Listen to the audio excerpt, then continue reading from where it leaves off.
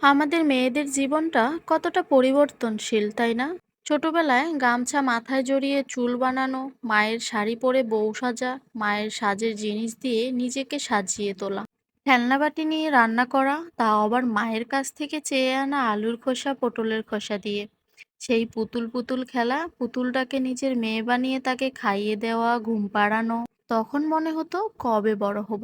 বড় হয়ে ওঠাটাই হয়তো সবচেয়ে সুন্দর। ছোটবেলাটা মন থেকে অনুভব করার আগেই বড় হওয়ার তাড়া থাকতো আমাদের। গরমের ছুটির দুপুরবেলায় মাকে জড়িয়ে শুয়ে থাকা, আর মা ঘুমিয়ে পড়লেই উঠে পড়া, সারা বাড়ি ঘুরে বেড়ানো, খুনসুটি করা, কত রকমের কমিক্স বই পড়া, শুকতারা, আনন্দমেলা, চাঁদ মামা পড়া, বাবা অফিস থেকে ফিরলেই জাপটে জড়িয়ে ধরা, আর উকিঝুঁকি দেওয়া, কি যে নিয়ে এসেছে বাবা আমার জন্য। সকালে ঘুম থেকে উঠতে না চাইলে মা বাবার আশকারা, আহা আর একটু না হয় শুয়েই থাকুক মেয়েটা। সন্ধ্যা হলেই মায়ের কাছে বই পড়তে বসা, আর পড়া না হলে কানমলা খাওয়া। বিকেলবেলা মায়ের হাত ধরেই গান, আঁকা শিখতে যাওয়া, ফেরার পথে বায়না আইসক্রিম খাবো, ফুচকা খাবো, আর মায়ের সেই বায়না মিটিয়ে দেওয়া। পুজোর সময় অনেক অনেক জামা পাওয়া, আর স্কুলে বন্ধুদের বলা গুনে গুনে ঠিক কটা জামা হয়েছে।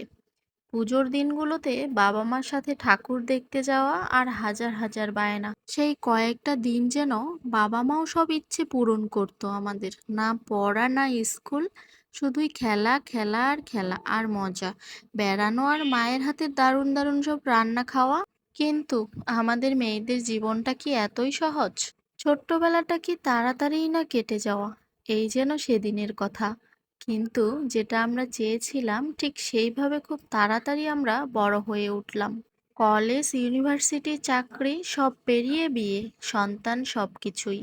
বাবা মার সান্নিধ্য ছেড়ে নতুন পরিবেশে সেখানে মানিয়ে নেওয়া।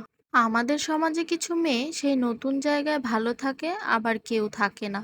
কাউকে লড়াই করে বাঁচতে হয়, আর কেউ খুব সহজভাবে স্বাধীনভাবেই বেঁচে থাকে। কেউ কেউ অত্যাচারিত হতে হতে প্রাণ দেয়, আর কেউ সারা জীবন স্যাক্রিফাইস করেই কাটিয়ে দেয়। তবে মেয়েটা ভালো থাকুক আর খারাপ, সে তার ছোটবেলাটা কখনো ভুলতে পারে না। তার সাধের খেলনাবাটি, পুতুল, প্রত্যেকটা জিনিস সে মিস করে। আজ তার সত্যিকারের রান্নাঘর, তবুও সে রান্নাবাটি খেলার সময়কার আনন্দ আর কোথায়। আজ তার কাছে জীবন্ত পুতুল আছে, তবুও তার মেয়ে যখন পুতুল নিয়ে খেলে, সেই পুতুল খেলার সুপ্ত ইচ্ছেটা আবার জেগে ওঠে তার মনে। আজ তার অনেক দায়িত্ব, বেলা অবধি শুয়ে থাকাটার সুযোগ হলেও মনে সায় দেয় না, তাই না? হাজারো নতুন নতুন সম্পর্কের ভিড়ে নিজেই যেন হারিয়ে গেছে মেয়েটা। মেয়েরা কখনো তার ছোটবেলাকে ভুলতে পারে না। বড়বেলাটা যে বড্ড কঠিন, বড্ড বাস্তব। ছোটবেলায় কান্না পেলে মায়ের কোলে মুখ গুজে হাউমাউ করে কাঁদতে পারা মেয়েটাও আজ নিঃশব্দে কাঁদতে শিখে গেছে। ছোটবেলার খেলাটাই বড়বেলার বাস্তব হয়ে যায়। কঠিন বাস্তব, সত্যি। মেয়েবেলাটা বড্ড মিস করি। কলমে অন্বেষা, আর কণ্ঠে তৃষ্ণা।